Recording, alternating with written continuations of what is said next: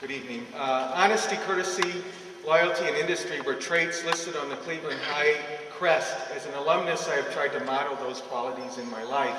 The situation here has broad-ranging impact upon much of Southeast St. Louis. The way this is handled will probably determine if we can ever hope to engage the public in a positive way. It is critical in my estimation that we truly look at the real water problems and make a serious effort at showing those who are friendly towards St. Louis public schools in this neighborhood that we truly value their concerns, institutions, heritage, and support.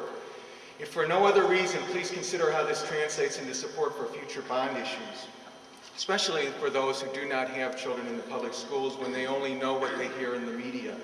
This is a tremendous asset around us, both tangible and intangible.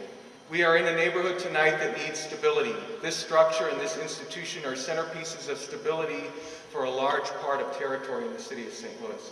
As I stand here, the phrase, "it was the best of times, it was the worst of times," is rolling around in my head from Dickens' Tale of Two Cities. We have a golden opportunity to demonstrate that there is a new way of doing business in St. Louis public schools.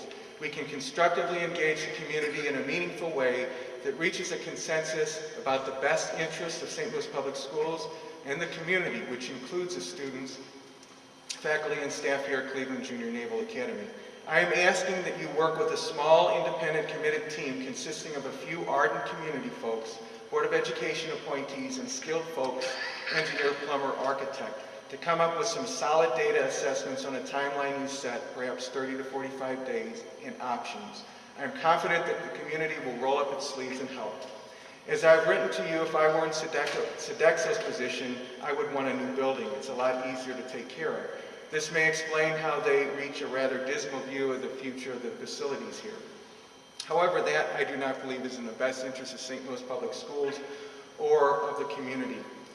I don't think that a reasonable decision about the facilities can be made without a more objective assessment. By the way, it appears to me that the newer buildings tend to age quicker than these older buildings. They just aren't built the same way as they were years ago.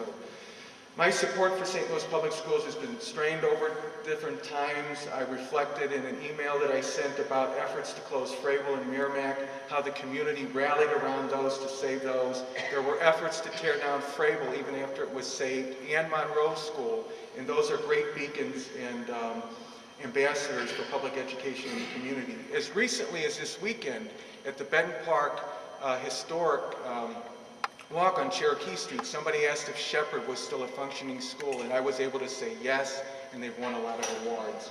I've witnessed what happens when you don't have a plan for a building. Monroe was closed for 17 years, Grant School was closed for a long time, and it's devastating to a community. Please work with the community. We need your enthusiastic support, Mr. Superintendent, for this process.